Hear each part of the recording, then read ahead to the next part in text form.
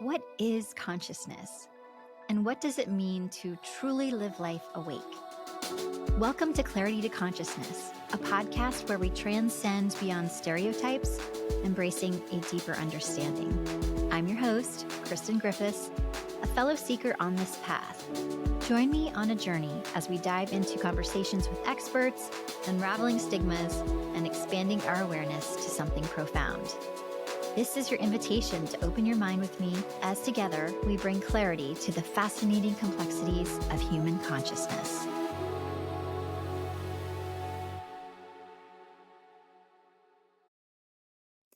Welcome back to the Clarity to Consciousness podcast. I'm Kristen, and I just have to take a moment to express my gratitude for having you join me for my 10th episode.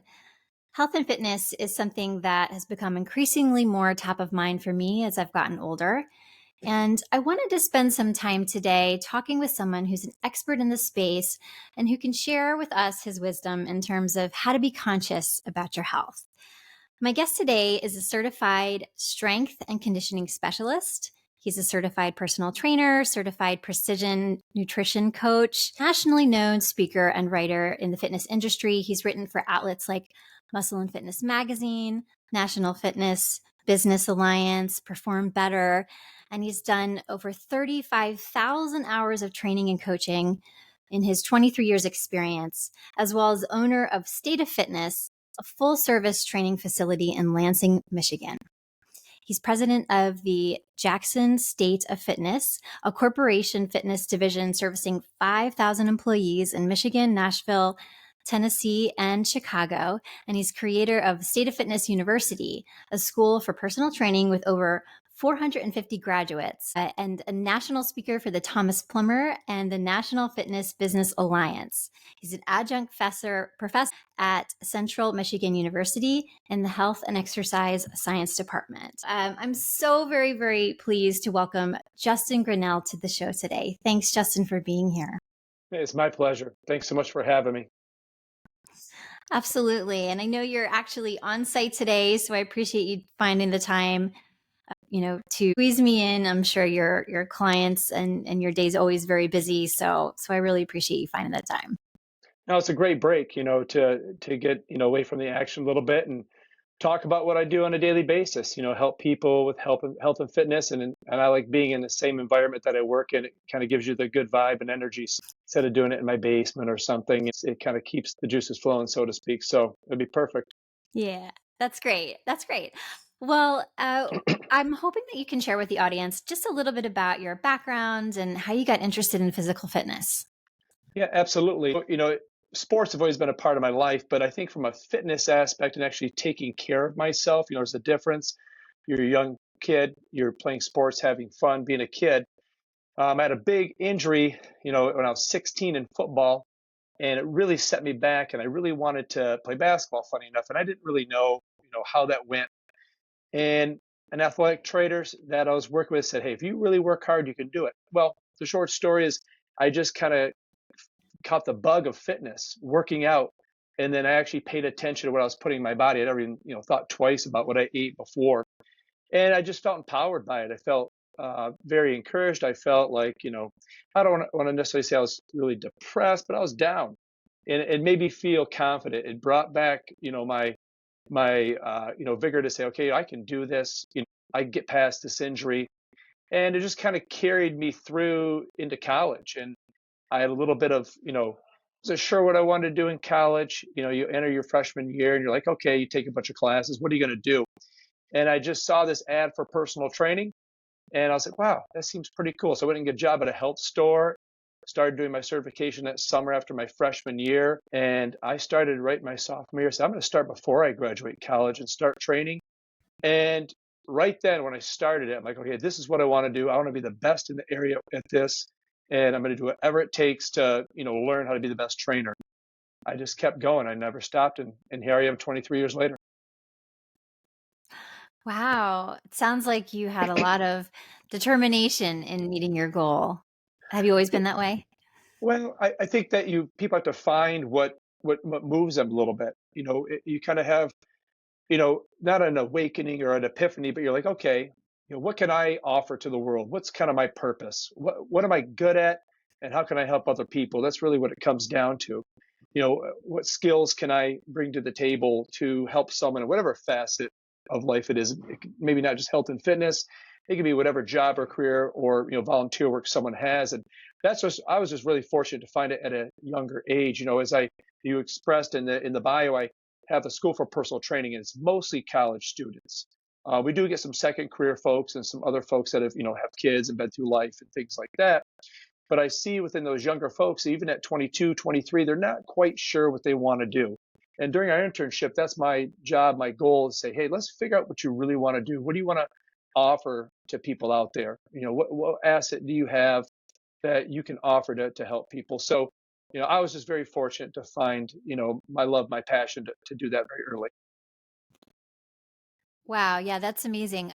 I can relate in some aspects, but I would say that the podcast is really my contribution, but I didn't find it until very recently. So I do have to say that's great that you found it so early. I always admired people who were basically born knowing what they wanted to do. And then then there was people like me who I spent most of their life trying to figure it out. And I like to think that maybe I didn't know it when I was young because it didn't exist yet. Podcast certainly weren't out there in the 80s. Yeah. No, of course not. But you're kind of now you're bringing what you want to do to a Mhm. podcast. Podcast is the outlet. And I think you can find it later on in life. And we do this all the time. I have a client that I have had for 11 years, and in literally 11 years, it's taken him to really say, all right, I've kind of had my toes dipped in this health and fitness thing. Now I'm in my mid 50s. I've got to really take this seriously. And it took him 11 years to really start to get into it. Yeah, he was training and he was working out, but not really taking that next level step. People find things at different areas of their life. I mean, what I want to do when I retire is I want to coach basketball for free. I love basketball. I coach my kids. I've coached at certain levels, and I'm like, that's gonna be my next thing, right? That's my next thing I can offer the world. Is you know teaching kids basketball instead of fitness. I'm just moving to teaching young kids. So I think you have steps in your life where you can find different purposes and what you can provide out there.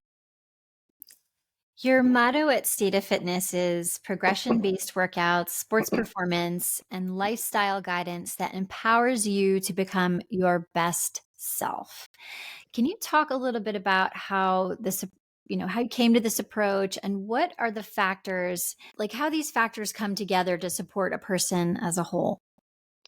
Yeah, absolutely. So when we think about the fitness industry, it's so there's so many different facets of it, and they're all great. I want to start out with that because anybody trying to intentionally move their body and whatever they're doing, and then any gym or any fitness club or what have you that offers whatever they offer is great. What we want to create here is not just a place you come get a workout.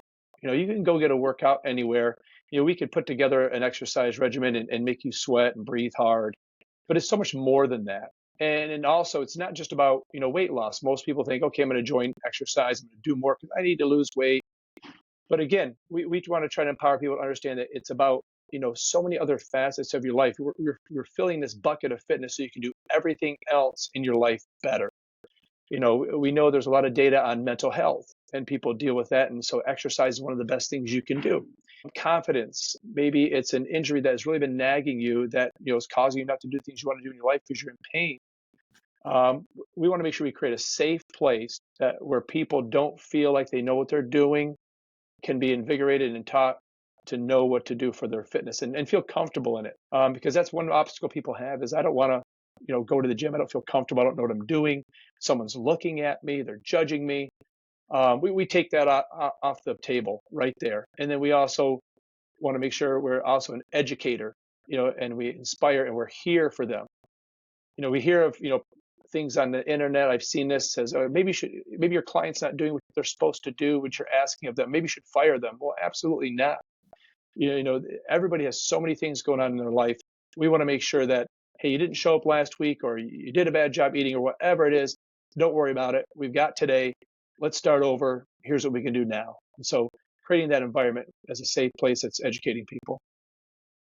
That sounds like an environment I'd wanna be in for sure. That sounds That's good. amazing, and it's interesting, I don't feel like I have a lot of places like that that are around, at least in Delaware where I'm at, so, it sounds like you're doing a wonderful thing to the area that you're servicing. That's that's Yeah, awesome. we take real pride in it. Give you some perspective on the personal training industry. If the statistics still hold true, trainers only stay in it for about 2.5 to 3.5 years in a career. So if you think about that, there's not a ton of trainers that have been at 10, 20 plus years. Well, obviously, with experience and education, you get better at it. And then also, really, anybody can open a gym, anybody can be a personal trainer. So you have that aspect. So there are not a ton of places that have our model because it's very hard to set up. You really have to put a lot into your employees and really kind of be that. I'm an advocate for personal trainers that they should get paid better. They should have a better career, better hours. So when you mention, hey, we don't have a lot of places that sound like that in fitness, well, there's not enough. There's a lot more than there used to be. But that's why I'm really into kind of lifting the fitness industry up as a whole, because I'm for any gym. I just want all of us gym and gym owners and trainers to get better so that there's more places for, the community to go that feel safe and can be educated. Yeah, well, I think it's that I think that model sounds amazing. I love your approach. But I wanted to ask you, when you work with people, I'm sure you've learned a lot about the mind body connection. Can you share some of your biggest, most profound learnings? Yeah, I think as a youngster, when I was getting into it, I had this one kind of track mind of, okay, this is what needs to be done for someone to get fit and healthy. And if they didn't do that, I was like, well, they don't have motivation, or maybe they're lazy, or, they're just making excuses. And as get into it, get reps underneath your belt and understand people are people, you look at it from a much different perspective. And, it was probably, I was about 24 or 25. I was working at a place called the Michigan Athletic Club, a real big health club. And I just really started to listen to these members and these clients talk about their lives and what's going on. And they have kids because I hadn't had any kids at the time, and just really listening to what they had going on. And I just started to understand, what, this getting into the gym's not that easy for people. And they're not sure how to make it a priority. As Kristen, you're a mother, and I'm a father of kids. The kids take the precedent, the job takes the precedent, everybody or everything else takes the precedent in your life, and you kind of forget about putting your health first. And you talk about your conscious mind, the unconscious mind. I don't think sometimes we don't consciously see it that way. We just unconsciously just keep doing what's in front of us. You're like, I'm too busy to take care of myself right now, right? I can't work out right now. I just can't find a good eating pattern. And so I just saw it from their lens, started to see it from their perspective, and just starting and taking them where they're at right now, and not giving them my workout plan, my nutrition plan that I know is going to work. I've got to say, all right, they may not follow that. I've got to meet them where they're at right now, what's going on in their life, and what small habits can they create. And I wrote a book a while ago, it was just an ebook, and it was all about creating habits and realizing you have to start small. And so that's kind of, I guess, the story of, okay, now I understand that we have to start small. I have to meet them where they're at. They're going to mess up. I'm going to tell them they're probably going to mess up, and that's okay. We just got to keep trying each day. And I'm not going to give up on you, and so don't give up on yourself. Yeah, I love that you take that approach of meeting people where they're at. I think that that really is what sets you apart from a lot of other places that I know of anyway. And there may be other places out there, but this is definitely a slightly different approach, and I love it. I know you work with people who have chronic conditions, and there's either they're sick, they have like a chronic disease or a physical disability, and I'm sure for those individuals, it's really hard to get them moving. And I'm curious how you motivate them to prioritize their health when they're probably mentally and physically really struggling. Yeah, it's a tough one, because we're dealing with everybody from, maybe they have cancer, maybe they have very chronic arthritis, rheumatoid arthritis. They're in a lot of pain, You have to just keep talking about how, exercise can potentially make everything feel better. And it's not going to be easy. And not each day is going to be the same. Mhm. And we just have to take these kind of micro, bites of, okay, let's try this. Is this working? Does this make you feel better? Or did this set you back?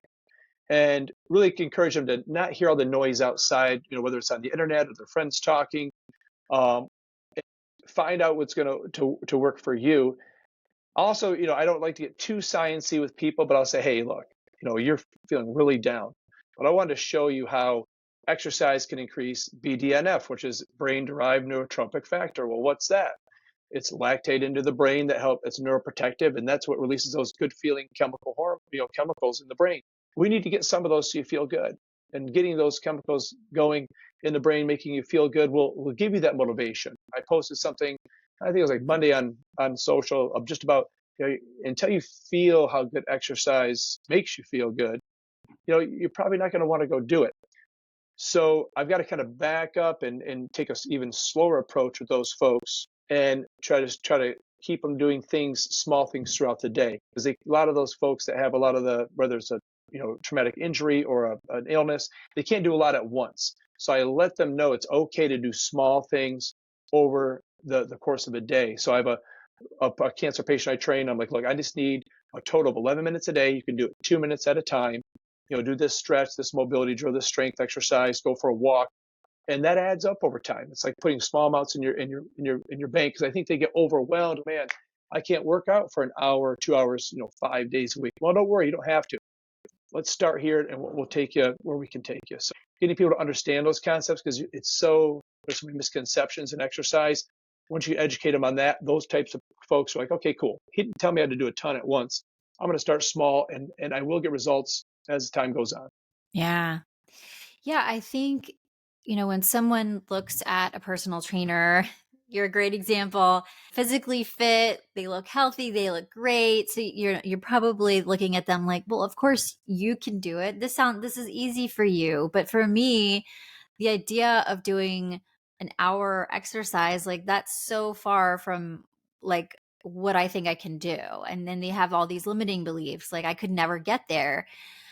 But what your strategy is you break it down so that it seems that so that it is achievable, and it is achievable in their mind as well. Yeah, absolutely. And and also show vulnerabilities. For me, exercise is, I guess, my drug. It fills my, if I don't do it, I don't have the mental capacity and clarity to, avoid situations that maybe I could go to. In my family, there's a long line of addiction and alcoholism and things like that. And, you know, letting them understand I've messed up, I've made mistakes, and there's been other things in life that I'm not perfect at. I'm not a perfect eater. I don't always do everything perfect. Just, as you get closer with those clients, they see your vulnerability, and they see you as a human. They may see you out at the grocery store and say, oh my gosh, you have that in your cart. I'm like, yeah, I could eat that. I'm not sitting here saying I'm awesome at everything. When people ask me how I've stayed, how'd you get so fit? Well, I've been doing the same thing over and over again for a long period of time, and not really going extremely hard. It's just being consistent. And that's my only secret, is consistency. I'm doing nothing more than most people out there. I'm just kind of doing it over and over again. Hmm. When you think about someone's overall health, what would you say are the most critical factors in determining how healthy somebody is? Like is it like blood pressure? Is there any one thing that somebody should look at and use that as like a good gauge or a good monitor to assess how they're doing? Yeah, absolutely. We have a few different things. We can talk about the fitness part. Let's talk about the cardiovascular health, because we now know one of the biggest longevity markers is our VO2 max. Okay, and what your listeners can think of that is, it's just your cardiovascular conditioning. How fit are you from a cardiovascular perspective? And so you want that VO2 max to be high. Well, how do we know it's high? Well, here's some simple things that everybody can do, whether you have an Apple Watch or a Fitbit or whatever. Look at your resting heart rate. Okay, we want that to be lower. And there's other factors that can inhibit this, whether it's a blood pressure medication, but we're talking in generalities. You want it to be under 65 if you can. Under 60 is going to be even better for that resting heart rate. That's a good marker to see where you're at currently and how you're improving. And then we also have something, heart rate recovery. Well, what's that mean? For those people that are exercising, and let's just say they get their heart rate up to 150 beats a minute. And if you can look at your watch or whatever you have, your monitor, and if you can drop 30 beats in a minute after you're exercising at that 150, so it goes down to 120 in a minute, that's a good indicator of cardiovascular health, okay, and cardiovascular fitness. And lastly, this is one that's real important, and some of these like I think the Whoop strap does this, is your heart rate variability. Well, what's that? Well, now we're factoring in sleep and stress, okay? And we want that HRV, that heart rate variability, to be a high number. And the neat thing is a lot of these gadgets can say, well, you didn't get enough sleep and you were really stressful yesterday, because they'll check your heart rate monitor. If you're stressed, your heart rate goes up, things like that. And you have a low HRV score. So maybe that means you need more sleep, maybe you need more stress reduction. And obviously we have many methods of stress reduction. We want that number high.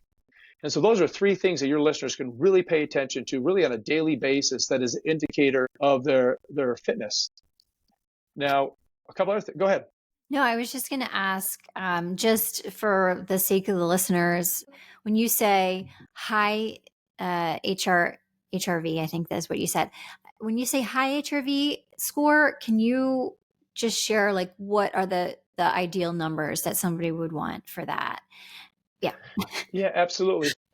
HRV score is going to be dependent on your age. Okay, so if you're 60 plus, you may want to be like in the 40s or 50s, and then if you go down a decade, usually if you go down a decade, it's give or take like 10. So as you go in your 30s, you want it a little bit higher, 50s, 60s, and so forth. You can do an easy Google search, so you can see where you go in your age range, and just put what are good heart rate variability scores. So someone can go to that chart and say, okay, I'm 47, and here's kind of the baseline of where my HRV would be.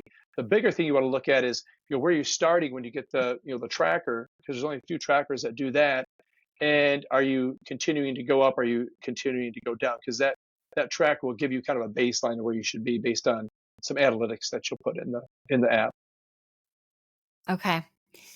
All right. That's so helpful. And I'm wondering, so for me, for example, I've recently come across this HRV score, and my numbers do not look that good.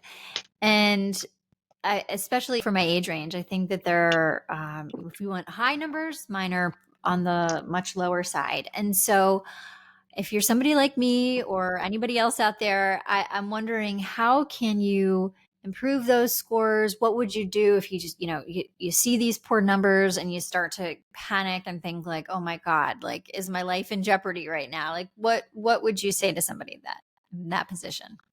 Yeah, I would tell them, don't read in too much into it right now, right away. Just think about, okay, what's going on in my life right now? Am I stressing out too much? Which is such a broad expression, but can you do some things for yourself to kind of keep yourself calm, whether it's breathing exercises, meditation, cold plunge, sauna, hot tub? I mean, all these kind of recovery therapeutic modalities will really help. That'll kind of help bring that score up. Sleep, of course. And I think the more important thing about sleep, and this is where I do good on some ends of sleep and do not so good. And so people have to pick and choose. So where I do good is I do good with the whole quality of sleep. All right. So you're getting quality of sleep, or the volume of sleep. And so the best thing you can do is go to bed and wake up relatively at the same time. So each day. So for instance, you go to bed at 10 o'clock, and you wake up at 6 o'clock or whatever it is. Try to do that consistently. Those two things will really help the stress and the sleep score. And then, getting into your fitness. Are you doing cardiovascular fitness? Are you strength training? Where are you at currently? Maybe that's really low. Well, maybe you need to, increase your fitness or maybe change what you're doing for your fitness. Because, while I advocate any fitness, sometimes not all fitness will increase these longevity markers. For example, running is fantastic, but it's not going to increase strength. It's not going to increase muscle mass. So where strength training is going to do that, but is it going to increase the VO2 max and the cardio parts? Look at your workout plan. And what I like to have people do is have a diversity. Okay, a little bit of everything if you can. Whether you're doing sport outside, running, strength training, you want to blend. Do the one thing you like, but you've got to add some other stuff in there too. And if you could just give some daily best practices, like the minimum, like the bare minimum for people. And you talked a little bit about your 11 minutes a day. I think that's a nice achievable number, but I'm just wondering if you have best practices that you can share that everybody should be mindful of in their daily lives. Yeah, from a fitness standpoint, mentioned 11 minutes, right? That's if you can get 11 minutes a day, it's 77 minutes a week, and you're getting up to that 120 minutes ish of exercise. That's above like a resting level, right? You've got to get your heart rate up. But how about this, Kristen? I give you kind of a perfect world workout program. How about that? So if you can do 3 days a week of strength training, full body strength training, and a lot of people think, well, what strength training do you mean? Do you need a power lift? Do I need a CrossFit? What do I need? You need, in general, a workout program in strength training where you're doing larger movements in about 8 to 20 repetitions, where that weight is difficult for you.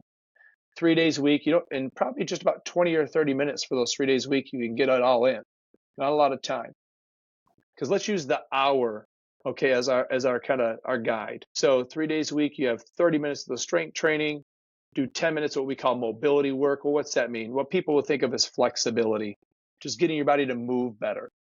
And then you have another 20 minutes of cardiovascular exercise. If you could do that 30, 20, 10 in that hour, 3 days a week, that's great. And then what I like to have my clients do is fill into gaps with like that 11-minute rule. Or maybe you're someone that likes yoga, or you like pickleball.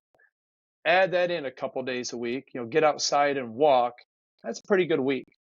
Okay. And if you just have, I like to say, if you get 3 good, what we call workouts a week, and blend in 4 other days with just whatever movement stuff you like to do, you're going to do pretty good. Okay. That's a really good start. But I do feel that a little bit each day is better than just 2 or 3 hour workouts. I think the daily practice of movement is really the big benefit. Also, Chris, what I like to always say is you need to take micro movement breaks, or some people call them exercise snacks. It's inevitable. We're doing it right now. We're sitting down on a computer talking. All right, everybody's at a computer. I'm at a computer too. I run businesses, so I've got to do admin and things like that. Every 20 or 30 minutes, do something, get up and move. You could do like a deep squat, a yoga pose. You could walk around the office. You can did that breathing and head nod exercise for folks that it invigorates your mind and body to keep you going. Staying static is what you really want to avoid. If you can not stay static during the workday, just doing that will really help. Because I think that the staticness of people not moving, that's what causes a lot of these aches and pains. Okay, that seem like injuries, but it's just really your body saying, you know what, we're just not in the right spot. Because everybody that comes in our doors has something wrong with them, from a shoulder, hip, knee, ankle, or this, or that, previous injury. What's the best solution for that? And it's movement. What do you think it is about being stationary that is so bad for you? Because I agree. I've paid more attention to it now as I have a 9-to-5 job where I sit at, a desk all day, and I've really started to feel like a little like icky when I'm sitting too long. And so I've been more mindful of it. But what do you think it is about the sitting that's really not good for us? Yeah, so biomechanically, our bodies were designed to move. They're designed to hang and do all types of different movements. And since we've lost sight of that, what happens is we reduce blood flow, right? The body's not moving around the fluid in the body as well. Our joints, our tendons, our tissues get stuck in a position that is potentially it's not normal to be in that position. The back isn't supposed to be compressed all the time. So we're sitting, the pelvis tucks, and so we're not letting that spine expand enough. It's not getting enough breathing room, so to speak, right? So it's not getting enough fluid between the discs. And so there's a lot of factors with this, the staticness. Because if I just sit here and go like this, my neck, it needs to be back and upright and be aligned. The body needs to be aligned in somewhat neutral posture. Me sitting here, and sitting is a natural thing, mind you. So even though it's called 500 years ago when there wasn't so much tech or whatever, people still sat, right? But they just had more physicality in their life. They had to do things to get things done, and that required movement. And so that's why the evolution of that, the body wasn't designed to stay still. The movement and blood flow is huge. Okay, so that makes a lot of sense. And if you're on an airplane or if you're in a situation where you can't move, you do little movements here and there to hopefully get that blood flowing again, right? Yeah, so I mean, you're gonna run into times where you're static, right? It's just going to happen, and that's where you're gonna get a lot of the talk about these micro movement breaks that are great, but some exercise, okay, can offset that. I mean, exercise has been proven to offset sleep, okay, and then we're talking about more vigorous exercise, not necessarily just light exercise, more vigorous for you. The vigorous exercise can offset a lot of these things that we do on a daily basis. We can do, let's just call it, like a pull exercise or back exercise to strengthen those muscles that, I can offset some of the postural distortion I'll get from sitting. Okay. Now we can't hang our hat just on that. We've got to move around, consistently on a daily basis, but you can do intense exercise to offset some of it. So you're going to have some of the staticness, and what you're trying to do is create the resilience of that. Okay. Getting in better shape will make you more resilient to injuries, sitting too much, those types of things. That's really helpful. I thank you so much for sharing those insights. It's definitely something that is so important, I think, for me and a lot of us who have these jobs where we don't get a lot of movement on the daily basis. So it's really helpful to have these tips. Thank you so much for sharing them with us. Yeah, of course. So just moving down to some of the questions that I have about, connecting consciousness and fitness. And I do ask these questions to all of my guests, but reflecting on our conversation today and all the wonderful tips that you've shared, what do you think one key takeaway would be for our listeners to remember about consciousness and the work that you're doing in fitness? Yeah. So, like me personally, what I'm doing in fitness or what they need to be doing, they're kind of one and the Oh, same a little bit. So, yeah, yeah. Yeah, however you feel called to answer it. yeah, what I try to tell folks is first, you need to make yourself most important. Okay. And not feel guilty about it. In certain periods of life, people feel more guilty about making time for themselves and skipping things. But you have to think of it in a perspective that if I'm not taking care of myself, let's just say from a fitness standpoint, I can't be as good as I really could be for someone else. And I truly believe that. Your fitness, because it directly relates to your mood and your brain. If that's not on fire, you can't expect to be on fire for someone else. You can't do your best. And so if you could think about that approach, that it's okay to take that time. I think it's the most important time of your day, quite honestly, is that workout for you. You may have to skip something to get that in, but it's going to fill that bucket to make more powerful outcomes outside. And I think that's something that's hard to get in that mindset until you do it. Okay, until you really do it and can feel it. And it seems like a simple message, but a lot of people aren't thinking of it that way. You're consciously thinking about it that way. Yeah, I heard this phrase once that's always stuck with me ever since. And it goes something like, if you don't take the time to make room for your wellness, then you'll be forced to make time for your sickness. And I thought that was a really powerful way to think about it. Absolutely, because a lot of people don't think about it until something happens, right? They don't think about it until, man, doc said I have this, that, or the other, or geez, oh Pete, I've let myself go where I can't. My grandson wants to go out and throw the ball. Gosh, why did I let myself get like this? I really want to play with him. Just try to think about it before it happens. It's natural in many facets of our life. We don't try to solve a problem till it's right in front of our face. We need to be a little bit more proactive in not letting it happen in the first place. And again, not perfection. No one has to be this super athlete or to be this super fit person. You just have to think of it as, I need to fill that fitness bucket so I can do the things I want to do in my life, and do them better. And if you could take that approach, and everybody's individual with that, then I think that helps. 'Cause I think the stigmas in fitness are really weird. Our industry is Mhm. really weird, Kristen. It's all over the board. I mean, some people are all about the dollar. There's so many, infomercials on this and that and the other, and this supplement and that food. And there's a great book, In Defense of Food by Michael Pollan. And it's just a great book because it talks about where we went wrong with looking at food as nutrients instead of just food. Okay. And that confuses people. Well, with exercise, we think of real fit people staying fit. And the people who aren't very fit say, wow, I want to be like that, but gosh, I don't want to do all what they're doing to get there. And I have to do all that. Or, oh, wow, I need something quicker. I want something faster. Well, on TV, it said it could do that. Well, maybe I'll try that. It's such a longer journey, and that's a lifelong journey. Nothing short, nothing quick. And so I think these stigmas that we've created have really done us a disservice. But again, we're getting more educated. I think more people know what fitness really is. And I think we're in a better spot, definitely now in fitness in the general public than we were, 10 years ago for sure.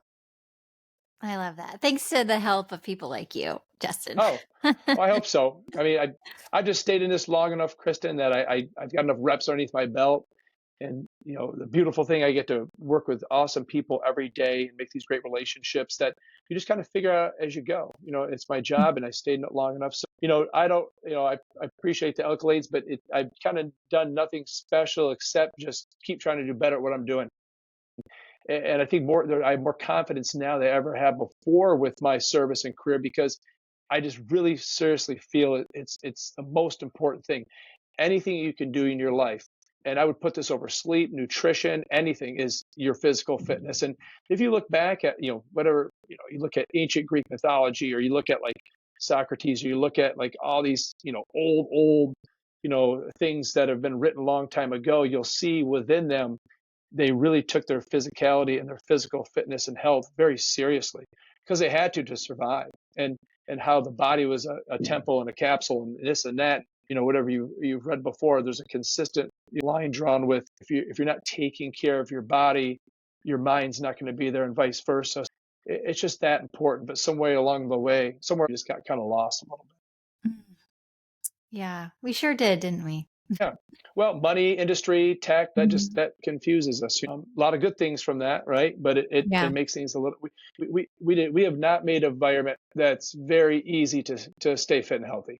We made it a lot harder on ourselves. We have access to things, but it's a time thing too.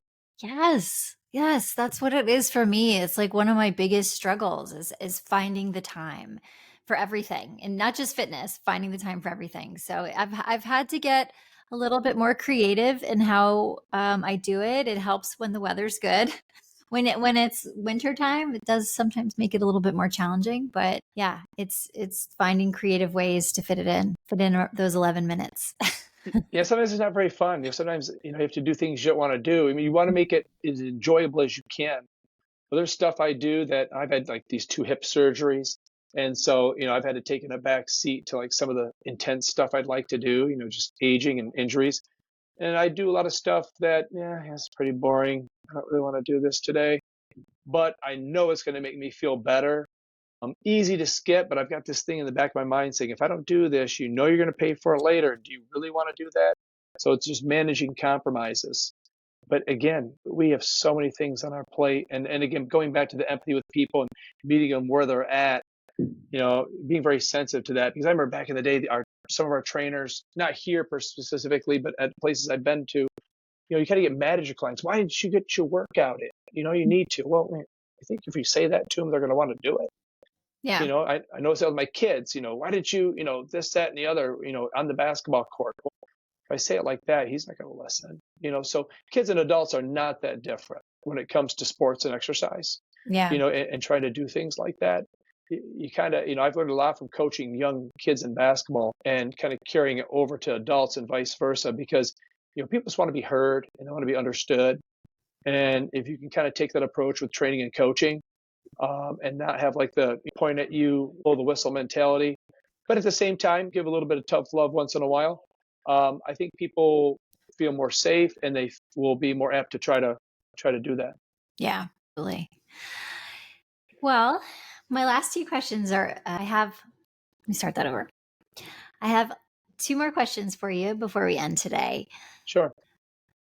The first is, if someone's just starting their journey towards a deeper understanding of consciousness, what advice or guidance would you give them?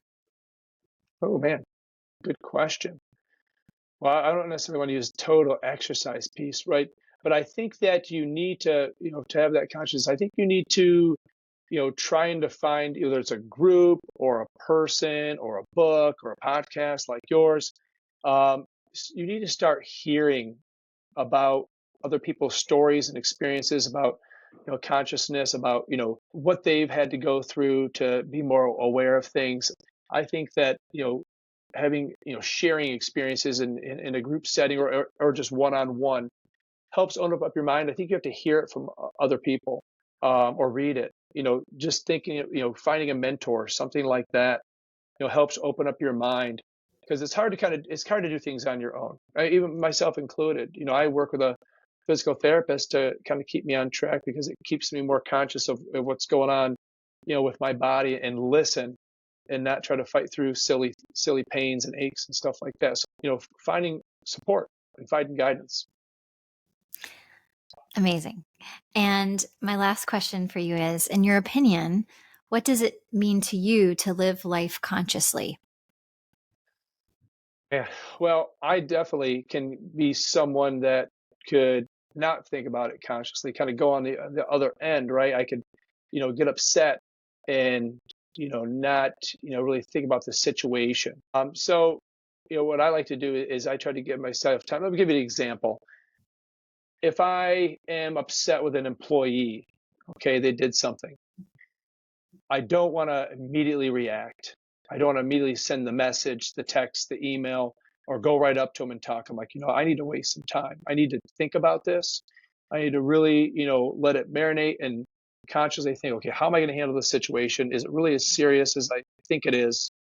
And, take time to process it consciously before I say something. I think reacting, I'm not going to have a conscious decision. I'm going to say something that I don't mean, or, I think I need time to think about being conscious. That's for sure. Yeah, I hope that absolutely. answered the question. I think so. I think you're getting to instead of reacting, responding.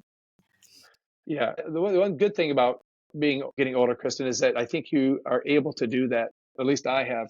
I can take some time to respond, not react, and have this outlandish breakout, because I think that I could. I try to really think about, okay, I've got to take a step back. Let's not make a decision right now. Yeah, and I think where the fitness comes in, and just the mind, being mindful of your health comes in, for me especially, is I find that my reacting happens a lot more frequently if I'm under a lot of stress, and I don't have that time to take care of myself, and the reaction just happens, versus when I'm in a better mindset, then I can take that time to respond. Oh, totally. I mean, Yeah. I can easily, man, especially with kids, you can get Mhm. so upset in the moment. Then you sit back like, man, I was a jerk. What am I doing? It's just a kid. They have no idea what they're doing. It's, two boys, they're still learning. It's the reactivity is just, okay, take a step back. Because if you react bad, they're going to react bad too. And that goes for adults too. That's what's going to happen. Yeah.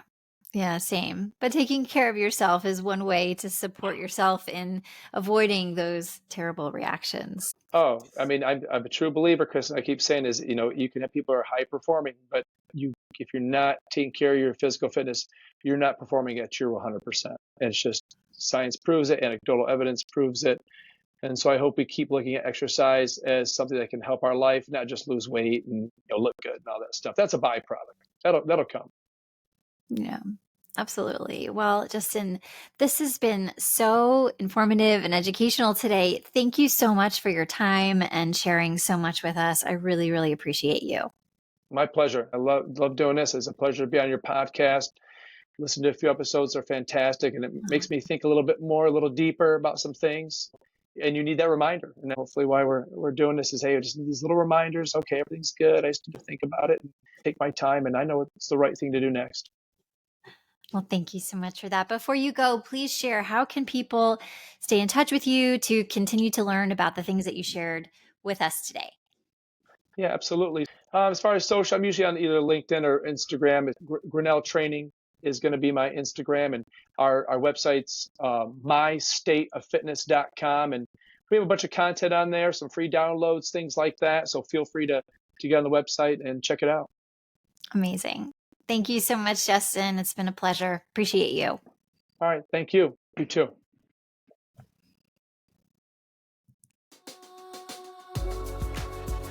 Before we part ways, I want to express my deepest gratitude to each and every one of you for tuning in. Your curiosity and openness make this journey all the more meaningful. As we navigate the realms of consciousness together, please follow our podcast for more captivating conversations. If you enjoyed what you heard, why not share the love, rate and review on your favorite platform, and help us reach more seekers on this enlightening path. And hey, the conversation doesn't end here.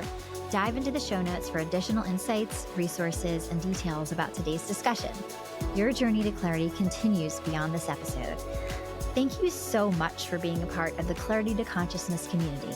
Until next time, stay curious and keep exploring the boundless possibilities of your consciousness. Take care and much love to you all.